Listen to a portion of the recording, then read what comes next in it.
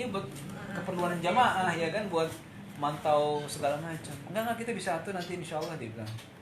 Terus dia minta paspor kan, karena harus izin lagi ternyata. Oh, ada proses lagi. Ada proses lagi. Ternyata izinnya ke pangkalan militer Saudi yang otoritas di Mekah. Di paspor kita diminta, terus dia lihat, harus izin 1 hari, izin keluar ternyata. Cepet alhamdulillah ya, mungkin dari kementerian juga dibantu kan.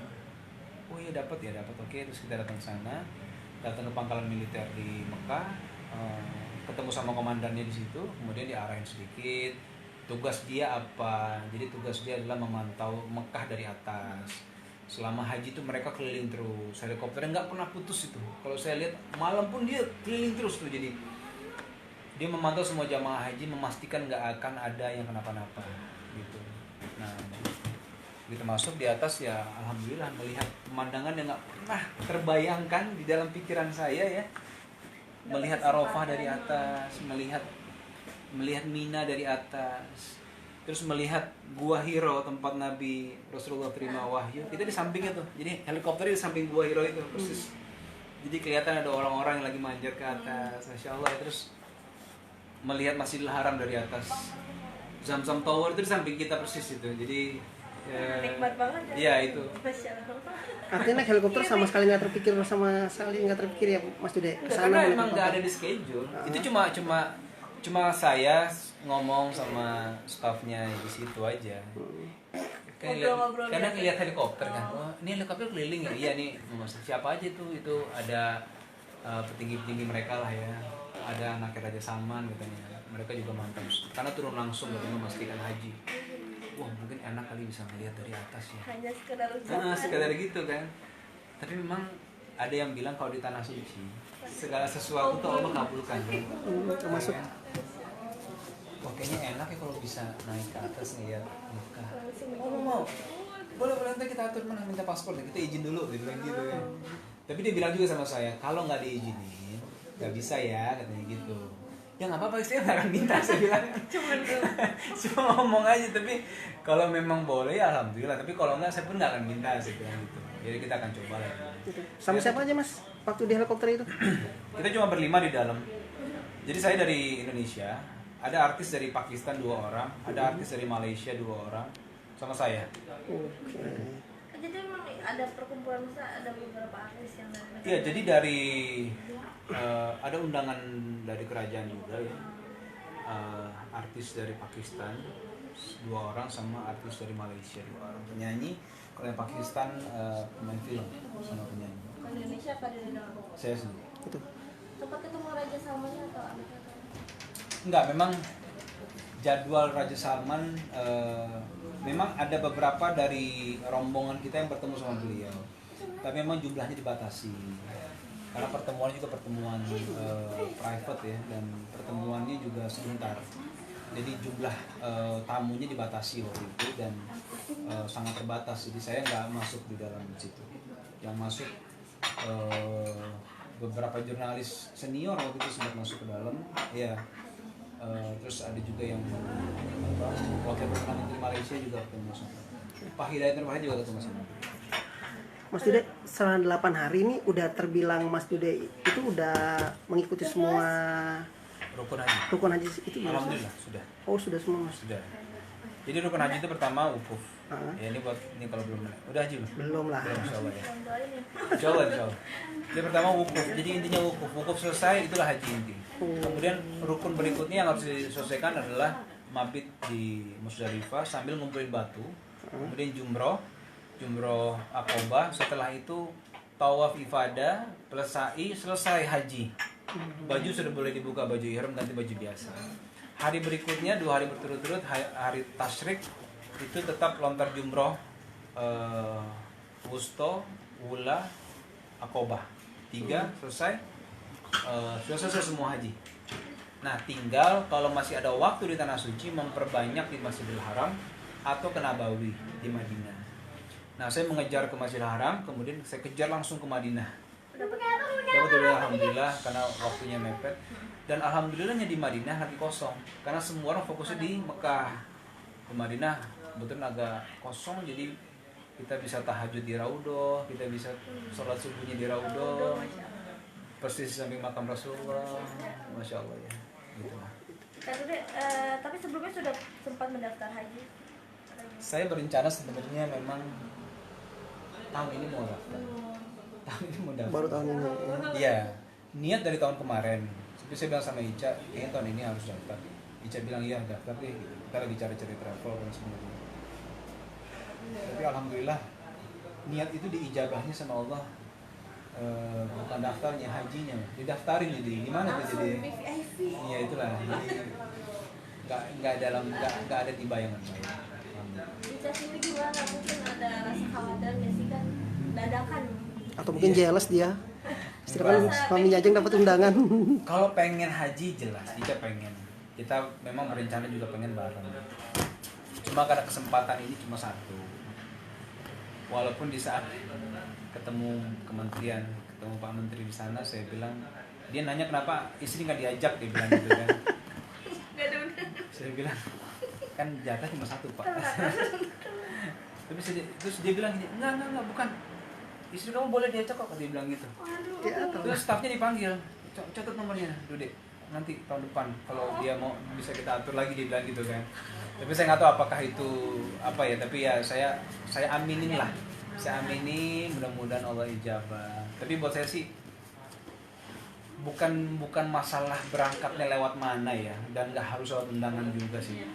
Yang penting sampai di situ aja, mau lewat reguler pun nggak ada masalah gitu. Karena saya melihat semua jamaahnya bahagia, terutama saat hujan.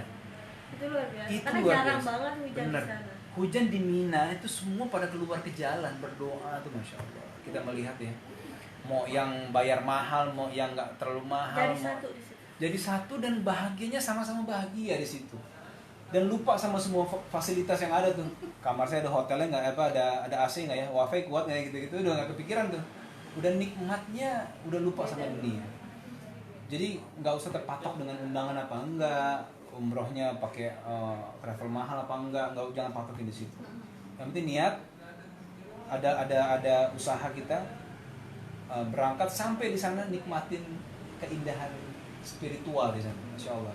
Terus apa lagi kalau lihat pengalaman yang nggak dilupain selain hujan terus naik helikopter, ada nggak? Ya salah satunya memang karena kita ditempatin di tempat yang nggak terlalu jauh dari pusat-pusat ibadah ya, kayak tempat jumrohnya, kemudian tempat wukuf kita, kemudian perjalanan semua memang jalur-jalur yang kita lewati kan jalur VIP ya. Jadi jalur VIP itu ada jalur khusus yang nggak bisa dimasukin jalan umum gitu. Kemudian ya kalau fasilitas itu kan mungkin standarnya mereka seperti itu ya, kayak kita dikasih asisten pribadi dan sebagainya lah kalau perlu apa-apa gitu kan. Ya tapi buat saya sih bukan itunya yang penting nyampe-nya dan wukufnya. Justru saya merasa bahagia begitu bisa bergabung dengan jamaah lain gitu. Iya, merasakan. Jadi begitu jumroh kita gabung sama jamaah lain, kita lihat mereka satu rombongan zikir sama-sama, tawaf bareng-bareng. Lebih kerasa. Betul. Ketimbang kita eksklusif Kayaknya aja sendiri. Iya. Ya bukannya kita nggak bersyukur ya, maksud saya akan lebih nikmat karena di padang mahsyar nanti nggak mungkin sendiri kan, kita akan dikumpulkan dengan semua manusia dari mulai Nabi Adam sampai nanti manusia terakhir kan, dan kita nggak mungkin hanya mau eksklusif sendiri siapa kita gitu kan. Jadi justru kenikmatan kalau misalnya kalau kita berbaur dan bersama-sama dengan yang lain, dan nggak usah terpatok sama fasilitas sih menurut saya. Kan ada hikmahnya apa nih mendapatkan ini semua, mungkin kenapa jadi pengen jadi pribadi yang Jelas lah ya, hikmahnya buat saya harus banyak bersyukur ya, karena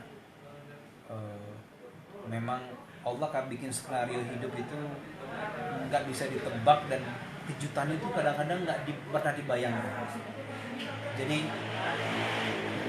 kalau jangan pernah mengukur Allah kemampuannya sejauh mana, karena saya nggak pernah tahu akan seperti ini kan, begitu ya. Jadi ini kayak dari tanah, dari bawah bumi terus tiba-tiba diangkat sampai ke awan gitu, dan itu prosesnya cuma hitungan hari ya kan, masya Allah. Jadi yang bisa saya sampaikan adalah hikmahnya adalah teruslah berdoa, mintalah sama Allah, karena Allah yang maha berkuasa. Kalau Allah sudah menunjukkan kekuasaan, nggak ada satupun yang bisa menghalangi.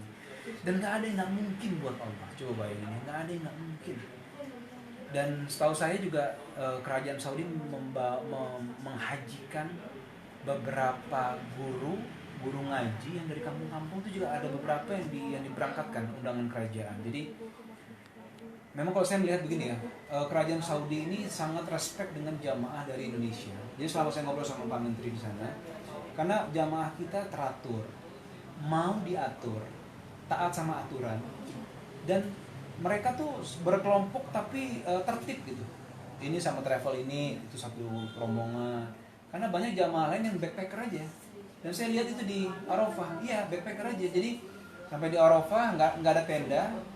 Jadi dia cuma bawa terpal satu lembar, cuma diketong di atas pohon. Disitulah mereka gitu ya. Terus kita kalau tidurnya mungkin tidur di Masjidil Haram, kita tidurnya di Musdalifah, tidur di lapangan ya kan. Jadi tapi kalau kita kan semuanya teratur, terarah, ada mutawifnya segala macam. Jadi memang salah satu jamaah terbesar juga kita. Gitu. Jadi dari yang saya bicara sama Pak Menteri di sana adalah kerajaan Saudi Arabia sangat respect dan senang sama jamaah dari Indonesia. Aduh deh, 17 Agustusan di sana di. Iya. Pas di mana? Dari Madinah ya? Di Madinah ya. Di Madinah betul. Gimana ngerasain 17 di sana biasanya di Indonesia ngerayain? Jujur sih sebenarnya saya udah nggak mikirin apa-apa ya. Sampai di Madinah aja juga, karena Madinah tuh nggak ada dalam schedule. Madinah itu tadinya kita udah dikasih jadwal, kita nggak akan ke Madinah. Tapi lagi-lagi saya ngobrol sama orang kementeriannya kan, saya cuma bilang gini, kita nggak ada ke Madinah ya. Iya di schedule kita nggak ada. Oh ya, tapi kayaknya kurang lengkap sih ya. Tapi nggak apa-apa kalau memang nggak bisa gitu kan. Tapi saya sempat nanya kalau naik taksi jauh, nggak pengen tahu doang kan, ternyata jauh kan. Akhirnya tanpa kita tahu semua, memang disiapkan sama kerajaan Saudi. Disiapkan ada mobil, ada berapa mobil ya kita ya? Ada 3 atau 4 mobil sama 1 bis. Jadi jemaah semua tuh yang rombongan kita semua akhirnya diberangkatkan ke Madinah. Memang hanya 1 hari ya karena kita harus ngejar pesawat juga kan balik ke Jeddah. Tapi itu saja sudah bahagia, masya Allah. Karena melihat Nabawi nggak rame dan sepi, itu enak banget. tahajudnya bisa di Raudhah dan itu nggak berdesak-desakan, masya Allah. Ya alhamdulillah. Ya mudah-mudahan semua bisa merasakan itu ya. Saya berdoa sih di sana ya, karena di komen di Instagram saya juga banyak yang minta doa supaya bisa ke sana. Saya doakan semua pada saat itu adalah supaya semua bisa merasakan nikmatnya haji dan Allah panggil di sana.